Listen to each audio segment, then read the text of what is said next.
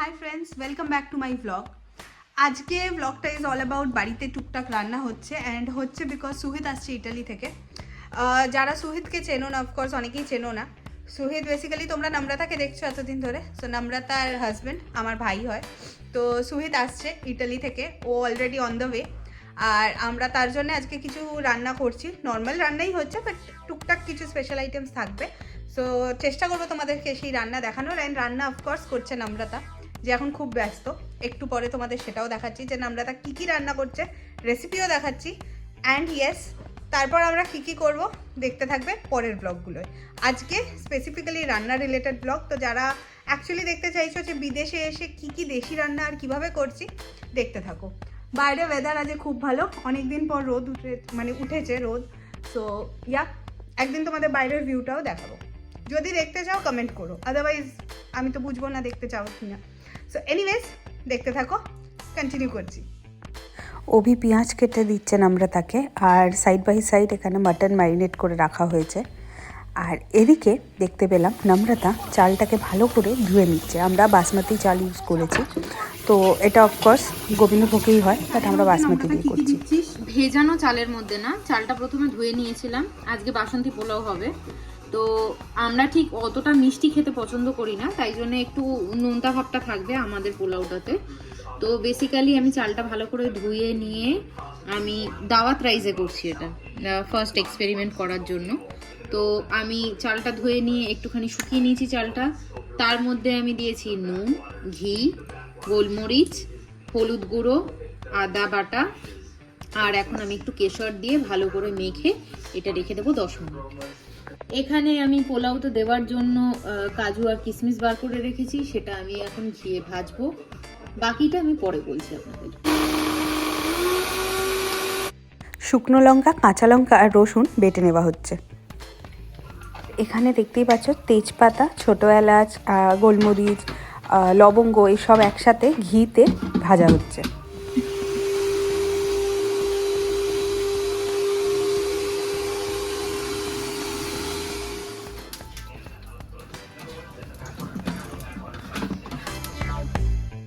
এবার ড্রাই ফ্রুটসগুলো ওই ঘিতে দিয়ে ভেজে নেওয়া হচ্ছে। ভিজে রাখা চালটা এবার ড্রাই ফ্রুটস আর যে গোটা গরম মশলা ভাজা হচ্ছে ঘিয়ে, ওর মধ্যে দিয়ে দেওয়া হলো।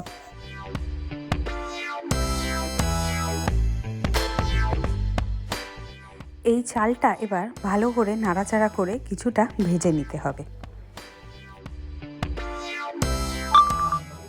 চালটাকে ভালো করে ভাজাভুজি করে নেওয়ার পর আমরা সাইডে একটু জল গরম করতে বসিয়ে দিয়েছি। আর জলটা যেই ফুটন্ত হয়ে উঠবে, তার মধ্যে এই ভাজা চাল, ড্রাই ফ্রুটস এর মিশ্রণটাকে ওর মধ্যে ঢেলে ভালো করে মিশিয়ে দিতে হবে আর একটু নাড়াচাড়া করে দিতে হবে। আর যখন এটা ফুটতে থাকবে, চোখ রাখতে হবে যাতে কোনোভাবে নিচে লেগে না যায়। লাল মাছের প্রিপারেশন রেডি করতে শুরু করে দিয়েছেন নম্রতা, আর ওখানে পোলাও অলমোস্ট রেডি হতে লেগেছে। তো লাল মাছের জন্যে সাদা তেল নিয়ে নিয়েছে, তাতে গোটা গরম মশলা দিয়ে দিয়েছে, আর তার সাথে দিয়ে দিয়েছে কেটে থাকা পেঁয়াজ, গোটা গরম মশলা ফ্রাই হতে থাকছে, আর ভালো করে সেটাকে নাড়াচাড়া করে নিচ্ছে নম্রতা। সাথে অ্যাড করে দেবে ও কিছুটা নুন। পেঁয়াজ একদিকে ভাজা হচ্ছে, আর অন্যদিকে আমাদের পোলাও কিন্তু অলমোস্ট রেডি। আর পোলাওতে নুন চিনিটা নিজের স্বাদ মতো কিন্তু অ্যাড করে দেবেন, সেটা আর আলাদা করে বললাম না। যাই হোক, মাংসের জন্য যে পেঁয়াজ সটে করা হচ্ছে, তার মধ্যে ওই আগে যে বেটে রাখা হয়েছিল লঙ্কা আর রসুন, সেটাও অ্যাড করে দেওয়া হলো। মশলাটা কষে উঠলে তার মধ্যে অ্যাড করে দেওয়া হবে সেই ম্যারিনেট করে রাখা মাংসগুলো।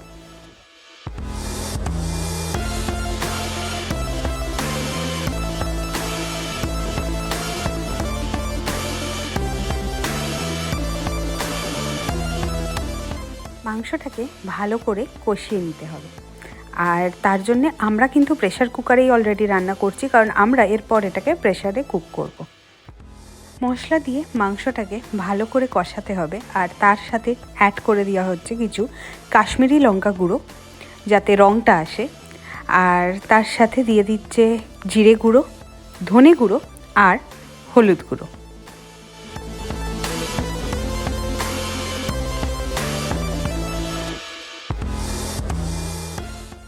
মশলা দিয়ে ভালো করে কষিয়ে নেওয়া হচ্ছে লাল মাছের জন্যে মাটনটাকে।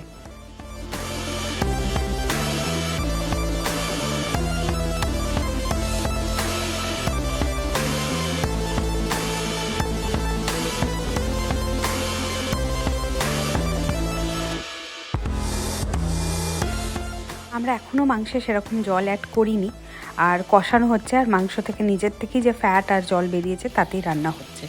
সাথে সাথে ম্যারিনেটেড চিকেন ছিল, সেটাকে আমি একটুখানি সেমি গ্রেভি চিকেন বানাচ্ছি, তাই ভাজতে দিয়ে দিয়েছি চিকেনটা। আর চিকেনটা আমি একদম প্রথমে লো ফ্লেমে অ্যান্ড দেন হাই ফ্লেমে ফ্রাই করব।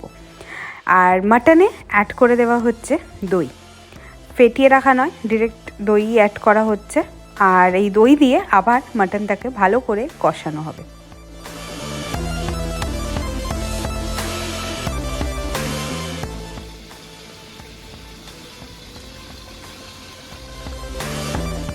চিকেনটা যখন চারদিক থেকে ভালো করে ফ্রাই হয়ে যাবে আর একটা ব্রাউনিশ চার কালার এসে যাবে চিকেনে, তো গ্রেভির জন্যে আমি একদিকে কিছুটা ম্যারিনেশনের যে স্টুটা ছিল ওটা, তার সাথে একটু মেয়োনিজ, অল্প গার্লিক সস আর কেচাপ, এগুলোকে একসাথে with a bit of salt, একটু নুন মিশিয়ে নিয়েছি। আর এই মেশানো জিনিসটাই ফ্রাইড চিকেনটার ওপর আমি অ্যাড করে দিলাম। আর তারপরে এটাকে ভালো করে নেব একটু নাড়াচাড়া। মাটন কষিয়ে ওটাকে অলমোস্ট 3 থেকে 4টে সিটি দেওয়ার জন্য রেখে দেওয়া হয়েছে।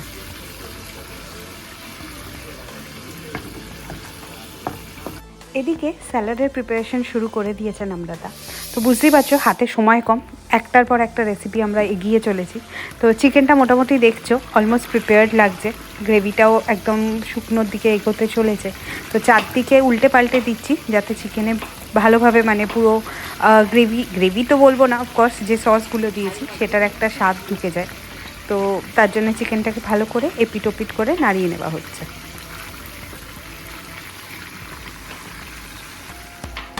হালকা মিষ্টি ফ্লেভার দেওয়ার জন্য অল্প হানি অ্যাড করে দিলাম আমি, আর একটা দুটো পুদিনা পাতা ফর গার্নিশিং। আর চিকেন আমার অলমোস্ট এবার রেডি, আমি নামিয়ে নেব। আমাদের মাটন রেডি, দেখতে অসাধারণ হয়েছে মাটনটা। এখন খেতে কেমন হবে সুহিত আসুক, আমরা খাবো, অফকোর্স তোমাদেরকে তখন বলবো। আর এক্সট্রা কিছুই করা হয়নি, তোমরা দেখলে যে কষিয়ে তারপরে সিটি দেওয়া হয়েছে। কটা সিটি দেওয়া হয়েছে নম্রতা? 3টে আমি অলরেডি দিয়েছি, একটা হাই ফ্লেম, দুটো লো ফ্লেম, আর তারপরে আমি ঢাকা দিয়ে রেখে দিয়েছি। ব্যাস, তো অলমোস্ট মানে সিটি দেওয়ার পর গ্যাস অফ করার পর ওইভাবে রাখা ছিল কিছুক্ষণ, অ্যান্ড দেন এখন নামানো হয়েছে। লেটস সি কেমন হয়। স্যালাডও ready, and yes basanti pulao ready. আমরা গোবিন্দভোগ চাল সেরকমভাবে পাইনি, সো এই চালই হয়েছে। নো ওয়ারিস, বিদেশে এসে দেশি রান্না কেমন হয় তোমাদেরকে জানাবো। আর ওদিকে চিকেন ফ্রাইও আছে। সো সব কিছু প্লেটে নিয়ে সুহিত আসুক, অফকোর্স ও খেয়ে বলবে কেমন লাগছে। চিকেনটাও রেডি।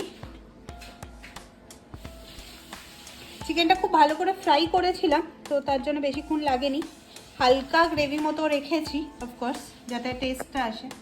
কেমন হয় খেতে লেটস সি। তোমরা কেউ যদি এর মধ্যে কোনো ভি রেসিপি ট্রাই করো, কেমন খেতে হয়েছে প্লিজ জানাবেন নম্রতাকে আর আমাকে কমেন্ট করে।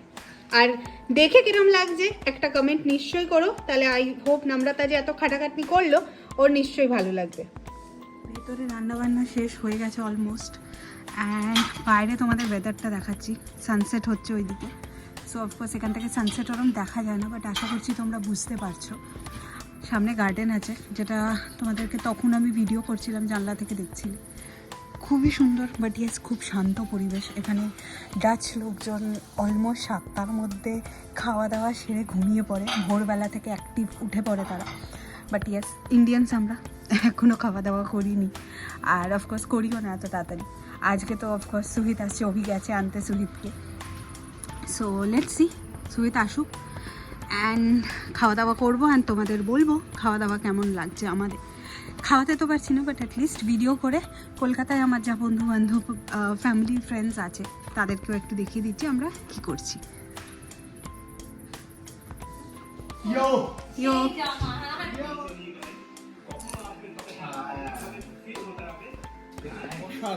ফাটাফাটি আমার একদম পারফেক্ট টেম্পারেচার, নেদারল্যান্ডস আমার জন্য পারফেক্ট জায়গা।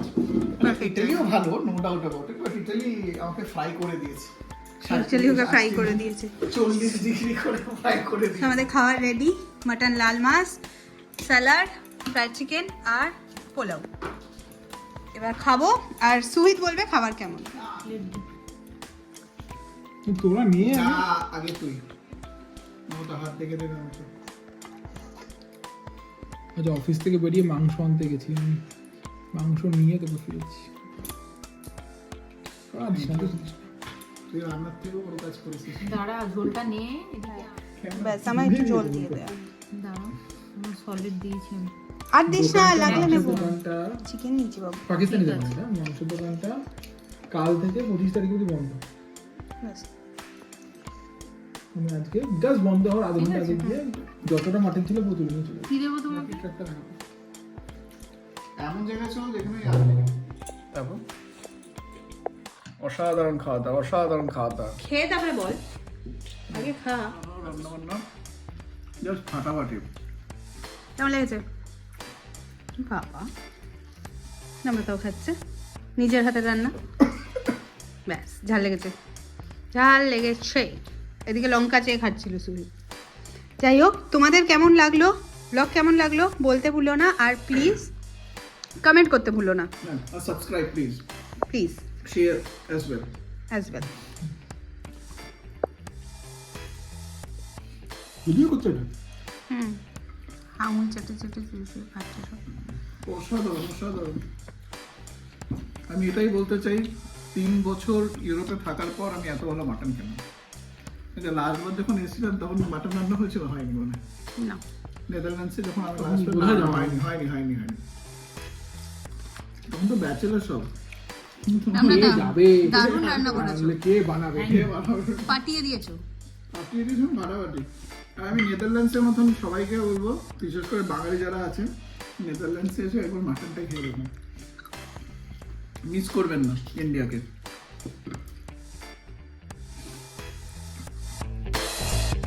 তো ফ্রেন্ডস, কেমন লাগলো ব্লগটা একটা কমেন্ট নিশ্চয়ই করো। কোন রেসিপিটা স্পেশালি ভালো লেগেছে বা কোন রেসিপিটা তোমরা আগেও খেয়েছো, কিছু অন্যভাবে রান্না করেছো, প্লিজ সেটা জানাতে ভুলো না। লাইক, শেয়ার, সাবস্ক্রাইব করো, আর ইয়েস, এরমভাবেই সাপোর্ট করতে থেকো। Thank you everyone for watching my blog. দেখতে থাকো, পরের ব্লগের ওয়েট করো।